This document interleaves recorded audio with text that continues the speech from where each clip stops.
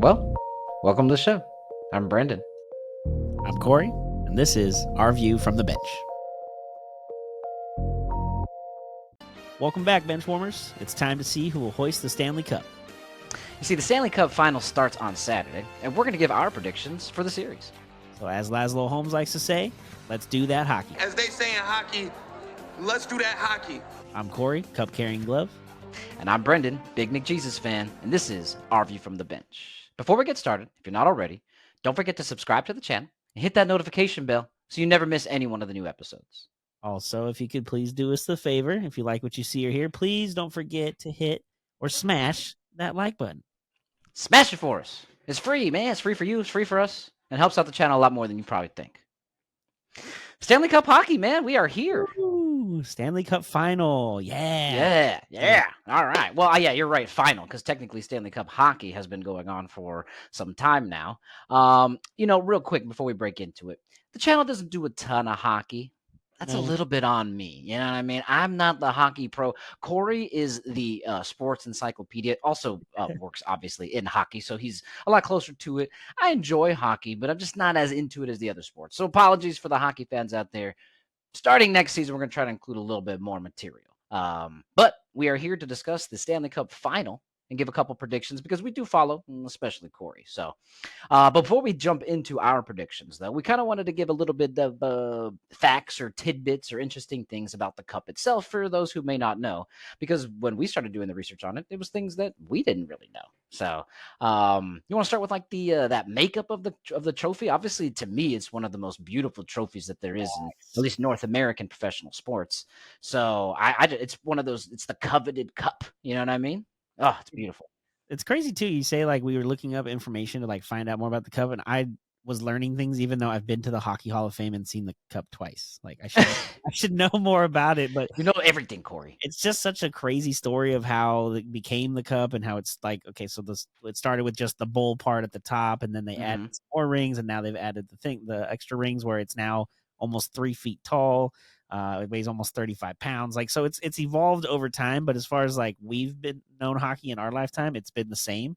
And it's kind of weird that I didn't know as much as I thought I did. Again, having been to the Hockey Hall of Fame twice already in my life. Well, at least you were able to give a little bit insight of stuff that you did see. Some of the stuff that you read online connected the dots, right? Like the bands, for example, right? So there's what, 4 tiers, 5 tiers? 5 tiers, and then there's 13 teams that are engraved on each band. On each tier, okay. And then what connected the dots to you was you saw what they do with them after, like it's full, right? Yeah. So what they do is the bottom one is the one they engrave onto, and once the bottom one fills and there's no more space, they take the top ring off and move everything up one and put a brand new blank one on the bottom. Now the ones they take off, they basically stretch out flat, well, as flat as possible. It's not exactly flat. And they put them in a display case at the Hall of Fame. So when you go into, there's one specific room, it literally just has the Stanley Cup in the middle, and it has all the extra rings on the side and the walls and displays so you can read the names from prior. Because I think we looked it up. It takes like over 60 years for your team's name and everything to be taken off eventually as the bands move up. It takes over 60 years. So you're on there for a good period of time once you're on. Yeah. Which is awesome, man, because I mean it's a long time because if you think about it, it's different than every other trophy because one trophy is made for each champion, like basketball for example, right? Or the Lombardi Trophy in the NFL. It's not one singular trophy that is passed around. It's a new one made each year, so that way the team could display the total that they have. The Lakers one is just fucking stacked like crazy, of course, but it's not the case with the Stanley Cup, which makes it unique to me. Is that like you have to go and earn it each time? It's not like, oh yeah, we got that one. It's right here in the corner. You got to go get it. Yeah, and it makes it cool too because like even like when the Ducks won, that was my first day when I worked there was when they won the cup. So which is so crazy. I know, right? And so when the next season starts in the fall and you like lift the banner, well then the Stanley Cup is in the building that night because obviously you're the champion. You get to like show it off for the first month or so of the season. It goes especially during the summer after you win, it goes a lot of places. But that first month or so of the following season, it does make a few more extra little trips here because you're still the defending champ, so you kind of get dibs on it for a while. And as the season wears on, it kind of gets less and less, and eventually it moves on to the next team. So it is just, like you said, one of the weirdest, in a sense, trophies that we have in American sports because, well, North American sports, because it it's not repeated every year and made over and over. It is just, well, technically there's two. There's one in the Hall of Fame and there's one that the players and teams get. Yeah. But still, there's only two of them. There's not one made every year that everybody Right. gets to keep and just add their part of the band. Which I think is super cool. So, Yeah, it makes it super cool. and then you touched on it a little bit right now that it's cool because unlike other sports, and we're just used to comparing it to other sports, I guess, especially to me because, like we mentioned at the beginning of the show, not the biggest avid hockey fan. I'm a hockey fan, but not avid about it. Is that like you don't you don't really take it like all the players touch the trophy like on the field Mm. or on the court after they win, but after that it just goes to the team facility and it just sits there. This one, like individual players, what is it? They get like a certain period of time with it, or Every player and coach on the staff gets one full day. Like, I don't know if it's exactly 24 hours, but they get a day to take it. Most of them take it like to their like grow up in a small town, especially if they're from Canada or their other countries. They take it with them to their hometown and they usually show it off for everybody in the town to come take a photo with it and make a that's big cool. old spectacle out of it. So if you're watching on YouTube right now, there's like a slideshow showing of different photos of players over the years. Like, there's one picture of it that's famous of Sidney Crosby's on a jet ski and he's got the thing on his lap. Or there's been stories of like people who put their babies that are like, infants inside the top of the cup and take a photo of them. A couple of them have gone to the bathroom and it happens. Oh yeah, well, I mean they're babies, you Yeah. know. What do you want? Jeez. So yeah, there's pictures of people drinking out of it, eating cereal out of it, or ice I hope cream. they watched it after the baby sat I there. mean, usually it's cleaned pretty much before each person gets it. I would clean it out. But yeah, it's kind of crazy that, like you said, everyone gets their own day, gets to take it wherever they want, and show it off to their friends and family. And if you're friends and family with that player, and you're not trying to play in the NHL yourself, then you might as well go ahead and touch it, because that is one of the superstitions. If you're a youngster and you're trying to make it to the NHL, you don't touch the cup until you win the cup. Kind of like the like they have that superstition. Well, some teams do and some teams don't of touching the conference championship like trophy or like you know what I mean, like winning the East or winning the West. Is that what it's still called? I don't even know anymore. To Yeah, be it's honest, I East feel and like West. It's the okay. Clarence Campbell Bowl, I think, is the Western Conference. I can't remember what the Eastern Conference trophy is called. But yeah, there is that whole, do you touch it, do you not? But when you look at the numbers, it's pretty much almost 500. I think it's like 13-9 one way and 10-12 the other. Like, it's not anything dramatic, but it is one of those player superstitions where last year, Florida, who's in the final this year, they touched it last year at the conference finals. This year, they didn't touch it. So No. That's Exactly. One of the other things that I learned, at least, I think you knew about it a little bit. Maybe we didn't know in depth about this, but when I was asking, I was like, okay, so the trophy goes around, right? I mean, I saw what Tom Brady did with a Lombardi trophy during his parade.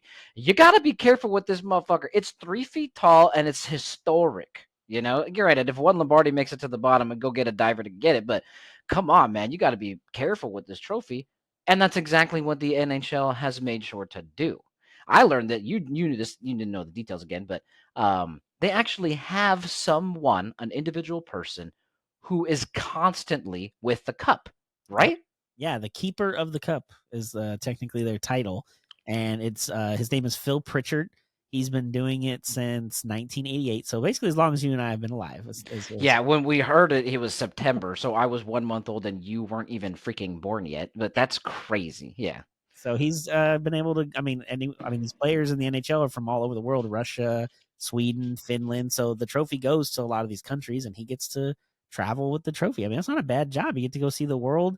Once the trophy's there, you just got to kind of stay in the air. It's kind of like they're the trophy's own secret service. It's followed around. That's a great way to put it, the Secret Service, because it's just like he's not involved. He's not like, oh, you can't touch it. I get to hold it. And he has to Yeah. keep it in his. He just has to make sure like everything is cool with it. It's not being destroyed or being defamed or going like crazy places. It's just letting the guys have some good old fun, but not too crazy. So Yeah. I kind of think it's great. I think what a job, bro. Right? What a freaking job. And the video we watched of him explaining, I think him alone going with the trophy, because who knows before he took the job or it was given to him, it's been to over 29 countries. And he talked about he sends his wife a postcard every time he goes somewhere new with it that he hasn't been. And it's like over 3,000 cards at this point. Like, he's taken it everywhere. He's been able to just kind of go with the flow and enjoy and again, explore the world because of this kind of crazy, weird opportunity that he was given. Just kind of like, hey, we need someone to do this. I'll do it. Cool. And then 35, 36 years later, he's still following around everywhere. Still doing it. What a freaking! I mean, it doesn't get much better than that. You literally fell into one of the coolest jobs on planet Earth. Like, Yeah. good for that guy, though. Good for that guy. Hey, Phil, that's awesome. There is one story though that before we get into our predictions, that Phil kind of lets us know that there's some rules and things that have been added to what you could do with this Stanley Cup because there might have been some people who have done some things that the NHL looks down upon. I'll say. Yeah. So the story that I was able to find, because I knew there was a story, but I couldn't remember the details. So it sounds like the New York Rangers after they won it in '94. So Of course, it's the freaking ring. Damn New Yorkers, bro. that would have been 30 years ago. Apparently, they ended up at a strip club or a gentleman's club one night, and back then when you had the trophy and people take photos, nobody had cell phones, so it's not on True social media. media. Yeah. So after that happened, I guess the NHL kind of stepped in and said, like, maybe we shouldn't take it to strip clubs. Maybe there's certain places we keep it out of. And when Phil was asked about it, he just said, well, I won't go into detail, but maybe the NHL is a family organization, and with this day and age, especially, you probably don't want a picture of the Stanley Cup with a topless woman next to it. So, it's not like I do. Well, I mean, you might, but the NHL as a whole, as an organization, is probably not the best look for us if we want fans of all kinds to be able to come to pictures. Yeah, okay. Kids aside, tell me what is not nice about a beautiful trophy and a nice set of tits on top of it. Like, tell me what's not nice about that. Kids aside, I'll get the kids there. Okay. But damn. But no, I mean, I get it. Especially like you said in today's, bro, that is immediate. Look at John Morant. That fool can't do anything without it being online immediately. So, yeah, I mean, that's another. Maybe don't live stream all the stupid shit you're doing. But hey, what do I know? But yeah, I thought that was kind of a funny story that they're like, okay, there are some rules. You could kind of do whatever you want, but like, don't do like this kind of stuff. So yeah, a little bit. I thought that was kind of funny. So I hope you guys learned something new about the Stanley Cup. I know that I did. I thought it was pretty interesting. All these like little tidbits. We didn't want to try to break down the history. I'm sure there's 1,000 YouTube videos on the history of the Stanley Cup and Lord Stanley and all how it started. But some little tidbits and information about the cup itself and where it's been, I thought would be kind of interesting. So hopefully you guys learned something and enjoyed some of those pictures that Corey was able to throw up here. But we are on to prediction time. It's time. We have the Oilers facing against the Panthers, who are back, like you said, for the second year in a row. Obviously, they're hungry. They were just here and lost. Who'd they play last year? I kind of forgot. They lost to Vegas. The Golden Knights. That's right. You sound super happy about that, too. It sounds like you were rooting for Vegas. Because those Vegas fans, when they come to Anaheim, man, they are obnoxious. And then once they won, it was like, oh, gosh, they're going to be so much worse. I know, because they won so fast. Yeah, you know that's what I mean? the problem. Most, expansion teams don't get good for the first, decade. In their first year, they went to the final and lost. And then their fifth year, they go back and then they win it. So it's like, you guys don't know the struggle of being. You got to go through the struggle. I've been struggling for 15 years over here. Yeah, true, dude. Facts, man. Yeah. Well, that's true. But yeah, so Oilers Panthers. It's going to be the Panthers have home. I was gonna say home field, home ice advantage. They have the better record, fifth best in the season actually. So Corey, can you break down? Well, we're gonna go back and forth a little bit, and then we're gonna kind of end our predictions, or end the thing with who we're predicting. So kind of lead me down where you're going, man. Well, to be honest with you, once the Kings and the Knights got knocked out in the first round, I was like, I don't care who wins the cup anymore. It's all golden from here. Yeah, true. As a SoCal guy, no Vegas, no LA. Okay, then we're fine. Everything else is totally cool. Don't care. There's nobody else in the playoffs that I'm mad about. Maybe Nashville a little bit, but that's okay. But yeah, when it comes to this final, I mean, it's McDavid. It's his first final. So if you're the NHL, you're stoked because ever since he was drafted number 1 overall by Edmonton, there's been talk of him being the next Gretzky, which now here he is playing with the Oilers, who Gretzky helped win them, I think, 4 cups back in the 80s. And here he is hoping to lead them back to their first cup, I think, since I want to say 1989, which maybe 90. But it's also the first time a Canadian team could win the cup in I think 93. So 31 years since the Canadians won the cup the last time for the country of Canada. So there's a lot of different things going on here in this series, to be honest. Wow. Yeah, the last win was 89-90. I confirmed that for you. 89. So you're right there. Yeah, and I agree. And I like McDavid. Obviously, I kind of paid homage to it at the beginning. I think his nickname is awesome. Obviously, I love Jesus, and so it's kind of a funny nickname as a Mick Jesus. So, and I as you guys hopefully know by now, if you've been watching, I'm all about like front running kind of. I like dynasties. I like extremely talented players. I root for that kind of stuff. So as much as I really like McDavid, I'm thinking that the Panthers are kind of hungry, man. They're the more defensive team. The Oilers can score a lot better. But in my opinion, maybe defense can win those championships. One of the deeper things that I was able to look at is an article by Sean Leahy on Yahoo, where he kind of talks about that defensive component that the Panthers team kind of comes with. He basically summarizes it as it's their identity. So having this being their thing, I'm running with a little bit of defense wins championships, but I don't think it's going to be as easy. I don't think it's going to, because I think the Knights knocked out the Panthers. What was it, like 5 last year, or was it 6? Yeah. Well, yes, it was 5, but also the Panthers were really beat up. Like Kachuk basically had no right shoulder the last 3 games of the series. He was playing with one arm. The injuries just piled up too much for Florida, and Vegas was too healthy and also Vegas was kind of like Edmonton this year, where they scored a lot of goals last year. They were a lot of high scoring games, which once again Florida got injured and hurt, they just couldn't stop Vegas from scoring. And I am with you as far as Florida being a defensive minded thing, because especially Bobrovsky and goal, he's by far the best goalie in the series. Like Skinner's is okay for Edmonton, but Bobrovsky is, if not the highest, one of the highest paid goalies in the NHL. I think he left from Columbus to Florida more than like 3 or 4 years ago and got a huge deal. So their identity for sure is defense. And I mean, Edmonton's identity is offense. They have the top 4 guys in points in the playoffs this far are all on the Oilers. So, oh jeez. Now it does help a little bit that they're still here, but you could still, I mean, anybody that played in the conference finals should still be up there. To your point, you know what I mean? yes. So, and it is. I think there's a Ranger. I want to say Trocheck at 5th, and then I think Kachuk for the Panthers is 6th overall as far as points in the playoffs. But McDavid, but having top 4 is crazy. yeah, like that's a lot of goals and a lot of points, and they are good at it, especially once they get rolling. As I think the saying is once you get the ketchup bottle to start pouring out, it just comes in waves. Okay. I want to quote a little bit of what Sean Leahy said, because he kind of said it a little bit better than I could like re-summarize it. So a little bit more about that Panthers defense, and especially when it comes to the stars that you're talking about with, I'm not going to pretend I know how to pronounce his name, McDavid, and what was the other what? Seidel? Draisaitl. He quotes, it says, and I quote, "The Panthers have been successful at silencing opposing stars. Nikita Kucherov and Braden Point combined for only 3 goals in 5 games for Tampa in the first round series that the Panthers had. Brad Marchand and David, I'm going to mess this up, Pasternak, contributed a total of..." Before you continue, though, think about Pasternak being announced by a Boston guy doing it. Pasternak. Okay, that's pretty funny. Yeah, so they scored a total of 0 goals for the Bruins in the second round.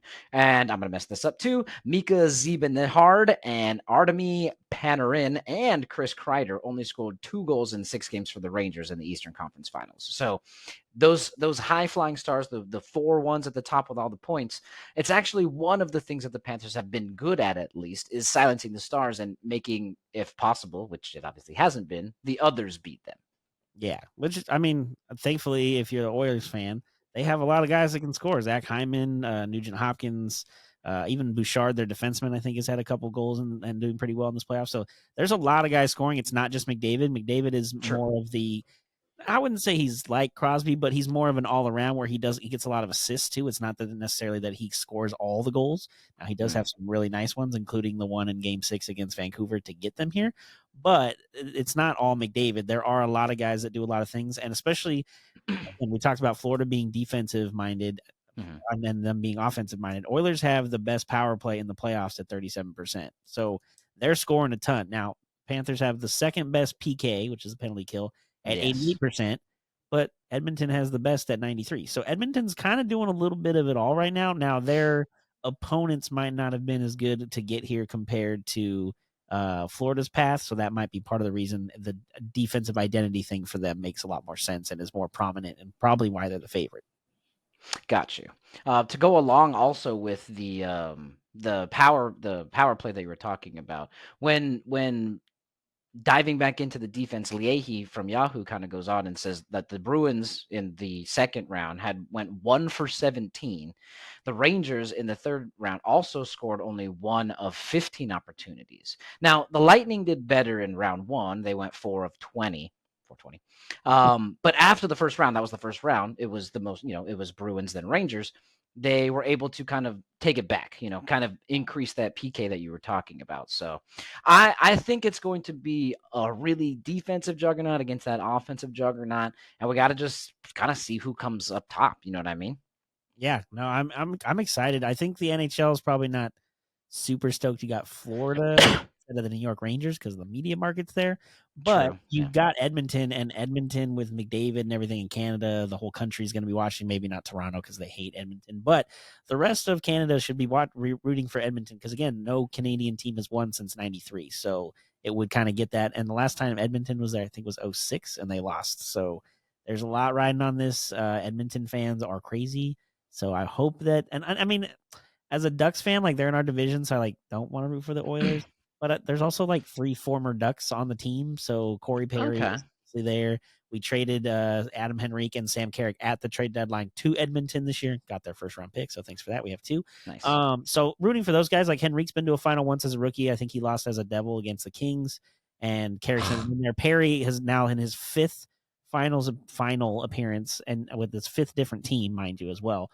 And so I want him to get the second one because if he does, it pretty much solidifies his Hockey Hall of Fame candidacy, which then means we can retire his number in the rafters at Honda Center because we only retire Okay. Hall of Famers. So As you got a should. little bit of a side thought process there, but I don't know, man. So what are you thinking then? Give me your prediction then. It sounds like you're rolling with the Oilers, but I am. how do they do it? I think it's going to be 6. I think it's going to be Okay. hard. I think they steal one in Florida in the first 2. I think they've stolen a game in each of the first 3 rounds on the road in the first 2 games. So I think they're going to do the same and then ultimately win it in 6 at home. But yeah, I don't know. Florida's good, and it's not that again their defense first. I get that, but Edmonton's offense, and like you talked about, it's not just McDavid. Like the supporting cast and guys around him have been playing great. Nugent Hopkins, who I think is the longest tenured Oiler, he's been there like almost a decade, if not longer. He's had a great playoff. Bouchard, again, I mentioned their defenseman has had a great playoff and even scored some goals and has really changed things. So, and I feel like if I'm McDavid, like this is your chance, man. And they talk about it. You never know when you're going to get back. If you're going to, I mean, it took almost 10 years for McDavid to get here for the first time. So I feel like his talent and his ability and where they are as a team is going to be huge. And I don't know. I got this weird feeling about them in 6, but I also said that about Dallas in the NBA Finals, and they got their ass kicked yesterday. So what do we? That's okay. Jason Kidd is like 1-7 in all time in Game 1. So there is that little process going through my head right now. Dallas has won Game 2 in every series so far in the NBA. So. Yeah, and Boston has lost Game 2 in every series except against Indiana. That's true. Okay, so maybe things are looking good for Sunday. Yeah, it's not impossible. But back to hockey. Okay, so you're saying Oilers in 6. I'm going to run opposite of you this one, and I'm just going to run with the defense wins championships. Again, I'm trying to kind of do a little bit of analyzing from things that I've read. I didn't get to watch these teams all year, I'll be honest. But I'm running with Florida Panthers in 7. Okay, they're going to win it at home. And I've got 2 little caveats, okay? They touched the Prince of Wales trophy last year and lost. They didn't touch it this year. So good luck and omens, and all the NHL gods are on their side for that. Second thing, only 5 teams have ever been back to the Stanley Cup Final after losing the year prior, and only 2 have won, 2 of 5. It was the 83-84 Oilers and the 08-09 Penguins. I knew so say it again? I knew the Penguin one because I remember they played Detroit both years. It was a rematch, and they swapped, and each one won. Oh, okay. So what I'm predicting is the Panthers make it an even 500, and it's going to be 3 of 6. Panthers in 7. All right. Well, I mean, as long as it goes 6 or 7, that means we got a great series. So I'm in for that. Yeah, very true, very true. Excited to start. So it does start Saturday, 6-7, just so we are on the same page. Or I'm sorry, 6-8. Today's 6-7. Apologies. So yeah, make sure you catch it. We're gonna try to keep up. I don't think I just want to do a recap. Maybe we'll get one if we get a nice even series at 2-2 or something. We could do like an update or something. Hoping it goes long, at least 6. But we'll do one more recap and at least at a minimum. Presentation of the winner. So make sure you check back in for those as well. So what we'd like to wrap it up right there. We do want to hear from you though. Let us know down in the comments below who you've got winning the Stanley Cup. and why. Let us know. I mean, hopefully some of the stuff that we told you might have convinced you one way or the other. Also, let us know what you learned about the Cup down below. We'd love to have a conversation with you. So please let us know. Appreciate everybody stopping by. Thank you, as always, for seeing things from our view from the bench. I'm Brendan. And I'm Corey. Like we always say, enjoy the sports until we talk again. Peace.